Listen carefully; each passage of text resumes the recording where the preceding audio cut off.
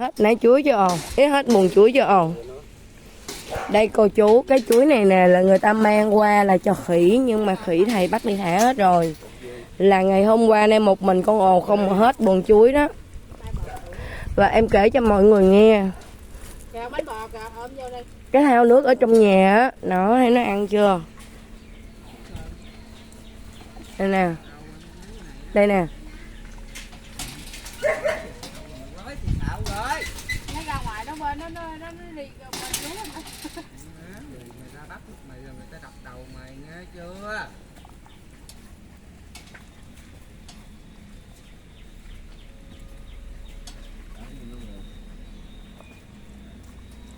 Tôi bước lên nhìn con này coi nó sổ mũi phải không giờ?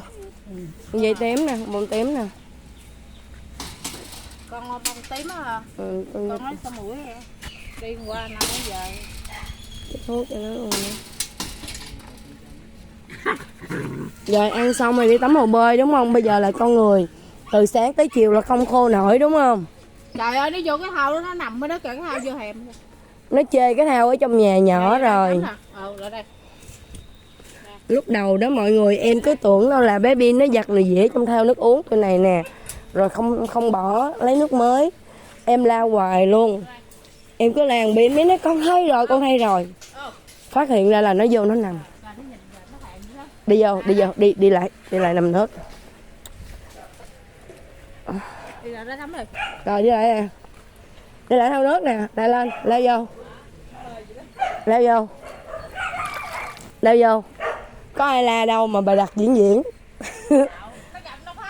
Mới thay lau thau nước mới vậy nè.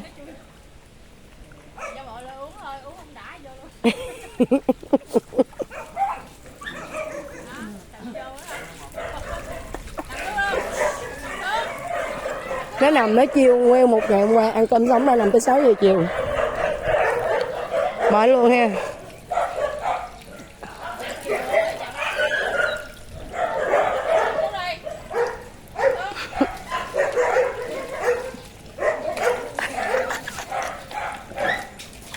Ôi trời ơi sao người ta vừa vô hồ bơi đi cho bánh mì chứ vậy trời.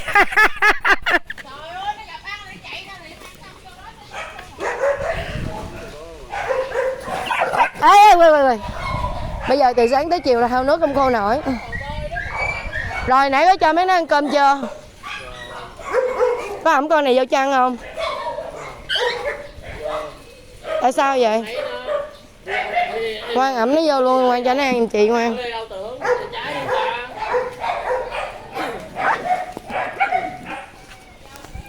Ôi bà đang khển mới hay ghét rồi.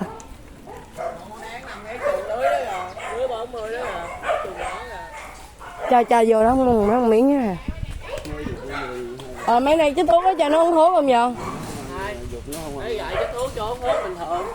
Lấy một bịch cháo cắt ra bên cho em liền rồi. Rồi đem qua bên nhà chị. Mày kỳ cục mày. Hả mày?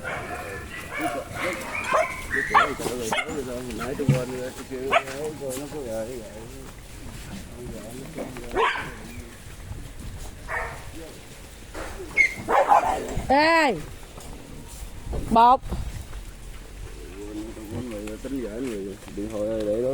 ngoan đưa vô cho ngoan giùm chị, bỏ túi đưa vô ngoan giùm chị. Chị định gửi 3 tấm hình ra cho chị mà không được.